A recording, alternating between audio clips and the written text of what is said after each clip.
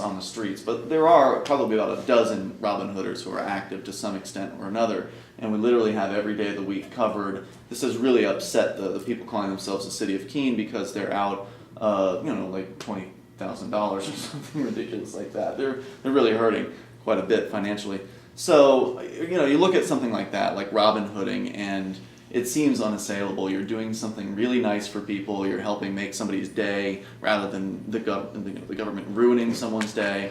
You're depriving the city of money. You're keeping money in people's pockets. This is a feel-good, in my opinion, the most positive, successful thing that has been done in the Keene area and maybe even across all of New Hampshire because it's just so well received. Most people do appreciate it. In fact, Robin Hood receives donations, receive checks, receive PayPal. I mean, there's people that will send money. Some people will bring us rolled nickels. There's a guy from Vermont who comes all the way over and brings just rolls and rolls of nickels and just gives them to us. So there's clearly a lot of affinity for this idea, but yet there are haters. Yet there are, on the other side, are this group of, a relatively small group of people who some are willing to physically attack you for doing this. Others are threatening you, willing to get up in your face and yell at you and call you names. And so it's just amazing that it doesn't matter what you do. It doesn't matter how unassailable and good something is. Derrick, you mentioned Shire Sharing. Shire Sharing, Amanda Bolden and a crew of dozens of Free Staters put together meals for people every Thanksgiving, at their own cost, and the amount of meals that they've done, I think it's going on 3 years now, it's doubled. They're in the hundreds and hundreds of meals that they're doing. You look at that and you think, this is unassailable. You're helping poor people. You're helping people that are in desperate need of sustenance. But no, the critics come out and they'll say, oh, well, you're not feeding people 365 days of a year, you Free Staters. How are you going to get anything done without the government around? So I guess what are some interactions with the critics that you've had? How ridiculous are they? And can anything be done about it? Whoever wants to start. And I'd like to point out too, even when it's like one of the, we're always taking flag and Keene, like, why don't you guys use the system? Why don't you use the proper channels to try to change the system? And it's like, okay, we're going to do that now. So we go to the school board meeting, and then they're complaining like, oh, you guys are wasting all of our time, and blah blah blah. And you can't win with these people. You could do practically anything. You could be picking up trash, and they'll find something to criticize you. And one thing, the haters, I never see them doing anything. They had one protest in the square, and that's it. They had two in this one. Okay, they had two. They're not out there, I'm trying to change the world, make it a better place to live in ways that I want to, and I don't see them doing anything like that. One thing I suggested to them was, they're like, oh, is there anything we can agree on? Is there anything we can all do, together? And I was like, yeah, I'd like to donate blood. Let's go do that. And no one took me up on it. Or let's go pick up trash. They don't want to do anything. They just want to sit back and critique you. Like, you are doing it wrong, and I don't want to put any effort into it, but I want to tell you how you're doing it wrong. And I guess my point is, you cannot win. You go to the school board meeting, you run for elections, they're going to criticize you. I think Ian, he's been running in Keene elections and those kind of things for a long time, and people still, I think one person posted something that you had written on Facebook in a local coffee store, Ian was like, I don't like the state or whatever, that was the message. And Ian's like, thanks for posting it, thanks for sharing my opinion with more people. But I guess you can't win with these people. And one of the classic things I always think about, I don't know if you guys have seen that crossing guard in Keene that kind of basically attacked Derrick. People still talk about that. Like, oh, you guys bother the crossing guard. And there's so many rumors, I've had people tell me oh, Free Staters stand in front of ambulances. When did this happen? I asked them. And snowplows. And it's just like a rumor that they heard, and I think it was like a local that did it once, and he wasn't really a Free Stater, but oh well. Anything bad? Yeah. On the topic of critics, Dan Berman stands out. He's the pastor. Dave Berman. He's the pastor. I haven't been in Keene while this has been happening, but I've been following along on YouTube because Garret does a lot of great uploading about this pastor was very upset about the Robin Hooders and what they're doing, especially because they have cameras. It wasn't that they were feeding the meters. It was, I think, the part he was offended by was that they film what they're doing. I think this is a great way to stay accountable, to your critics, to people who are like, oh, you're being bad. Well, it's like, no, you can watch all the raw footage, my whole day. I filmed myself. I'm my own surveillance man, and if you think I did anything wrong, point it out. So good on you for having so much raw footage to draw from. But this guy hates that. He thinks it's invasive to be filming public employees, and he went with his phone and was trying to get all up in everyone's face while they're doing Robin Hooding, saying like, "Oh, do you like this?"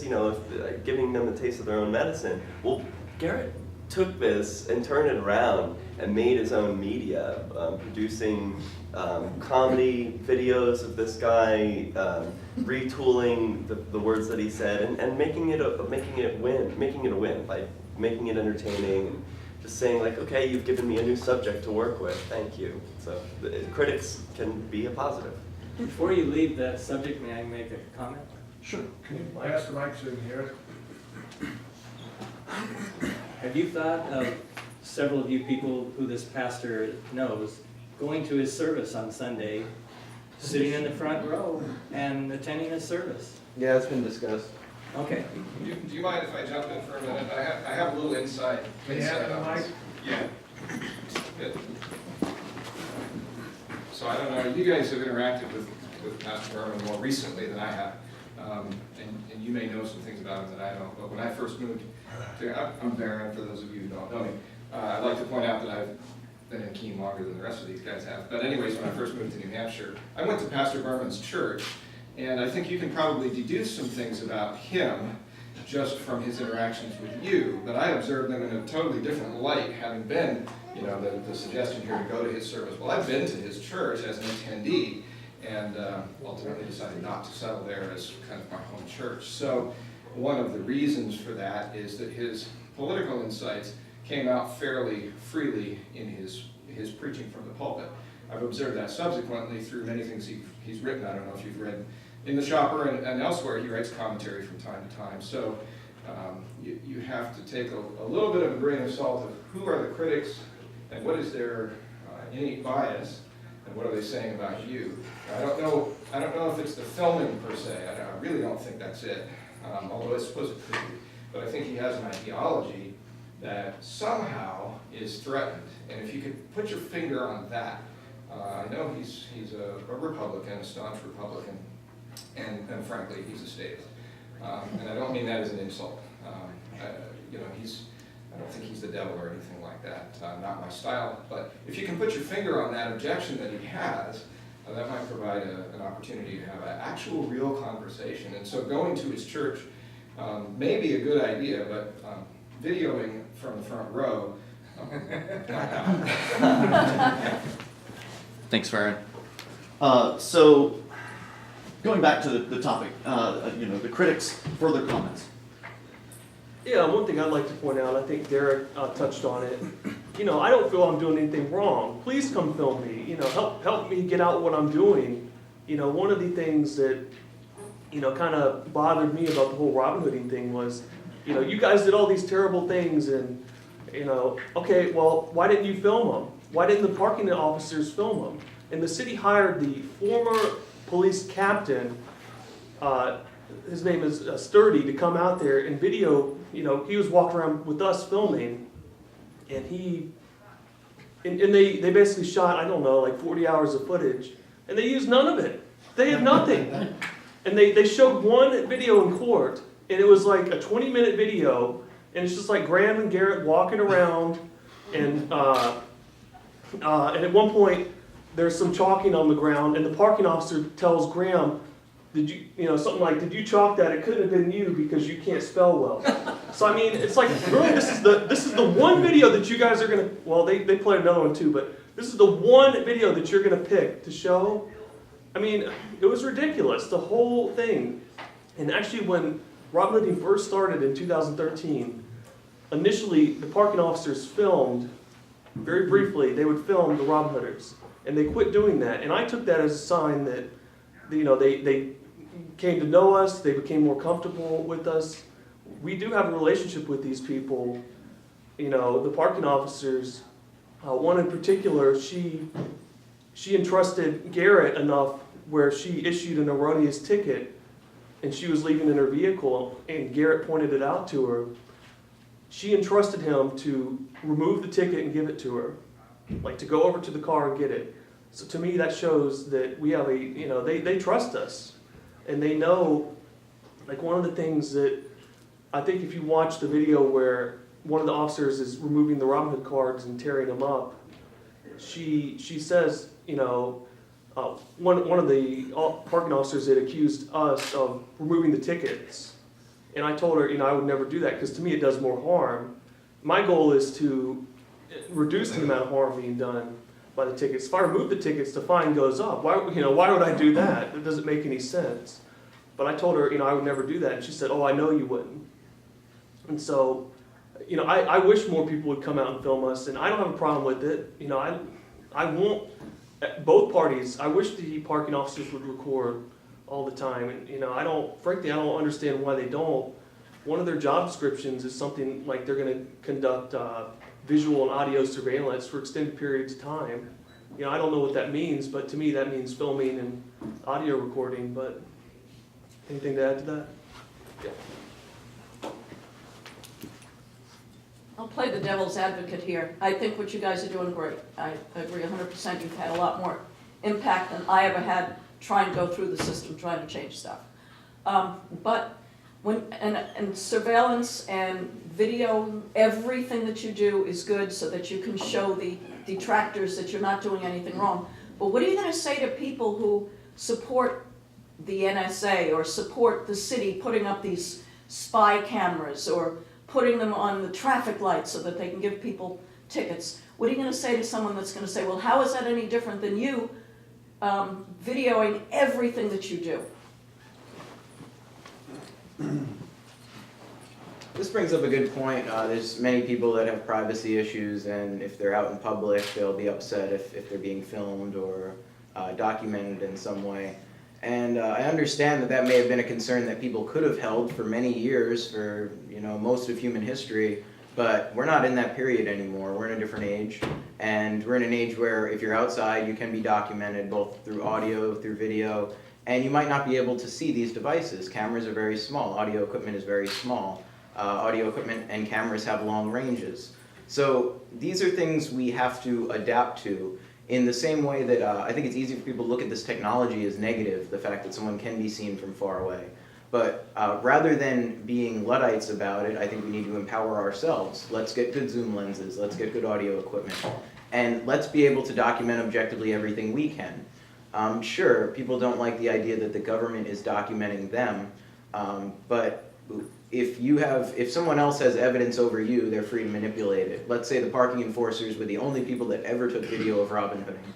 They could have one cheesy little video that really wouldn't show anything, but they can make any claim they want to. Because the power is on our side with all of the documentation that we have, we were the ones that brought the facts to the table, and the city brought nothing. So in the same way with firearms, I think it's not a good thing that the government has guns, but it's a good equalizer that everyone else can too. So I think the same exact thing with any sort of audio or video technology. We're in a post-privacy age in public. If you're out in public, you have to have the expectation that anything could be documented, whether it's by a friendly or an opposing force. Yeah, I'd like to point out that, like Garret was harping on there, the reality is a police officer could, be sitting in his car and watch you run through a red light. I guess in theory the city could, I know I've captured people jaywalking on video, you know, not intentionally, I guess they could prosecute that person and issue them a ticket and do all that stuff. But to me, a police officer could be out there filming people and get the same result. And you know, I video record for 3 reasons. Number one, you know, I want people to know what I'm doing. I want to get my message out there. You know, number 2, if something interesting happens, you know, like I'm out there about accountability. Like if I saw someone beating someone else up, I'm going to film it. You know, I don't care who it is. If someone is being the aggressor, you know, I'm going to film it. And then I guess number 3, you know, videoing is for my protection. It's the only tool that I can really use. It's a peaceful method of defending myself from the state.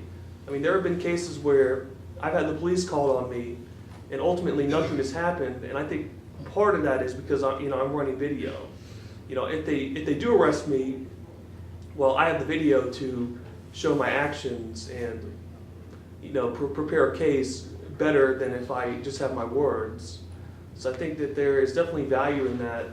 And I guess it is unfortunate, and I don't like the NSA. I don't like all the surveillance society, but I'm more disturbed by them accessing like a private phone call or reading my emails or things like that. I mean, like when Peter Thomas was out filming us, I really didn't have a problem with it. You know, I posted all his videos online, and you know, I'm joking around with him. I'm telling him he needs to cheer up, and I'm like dancing to him at one point, and I'm just having a good time. And you know, I don't really mind if I'm in public, someone filming me, because I'm not doing anything wrong. Can I say something? Sure.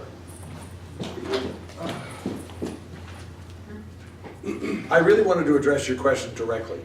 What's the difference between the NSA doing it and the Free Staters doing it?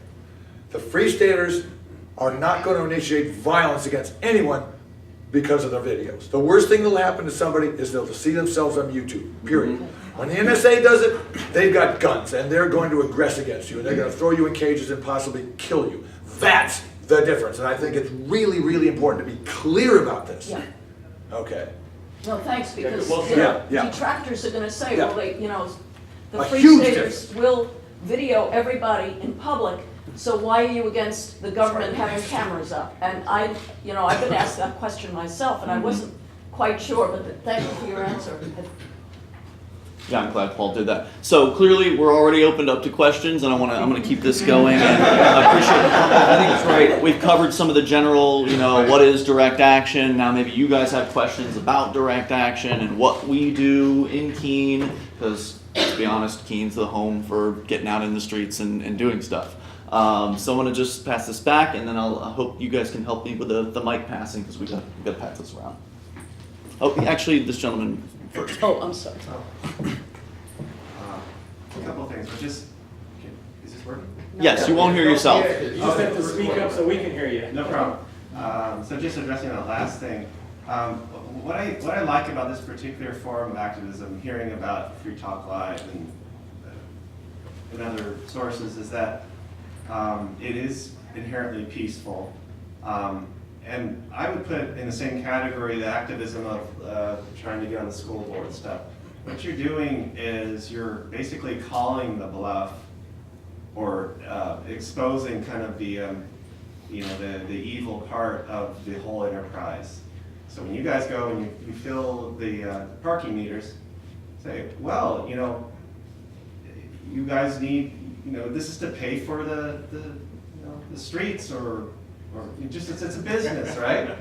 We're paying for the upkeep of the parking spaces. So you call the bluff. Hey, we're just filling the meters. We're helping you guys get revenue. But obviously, that's not the way it's set up, because it's set up it's like set people up for failure. It depends on them to violate. They're a little bit late, and instead of like, oh, well, you owe us that time you didn't pay for, it's like, oh, you got a penalty. You'll know next time not to. You gotta, it's like, I don't know, they demand some sort of, I think it's an instrument of obedience. It's like, you gotta be thinking about us all the time and making sure you don't step one foot outside the line, because we will give you a big penalty, So that's what's so good about this, is it exposes that. Now, the school board thinks it's the same thing. I know that you guys aren't like big believers of the whole process in the state. On the other hand, you show up, you say, okay, let's just see. You guys represent the people, and you say that the process is so important. Let us show up, use it. What happens? Well, you're wasting our time. We're still not going to let you, even though you might be outvoting us or whatever, that doesn't count. Then suddenly you expose that it's a racket, in many cases, it is, maybe all cases.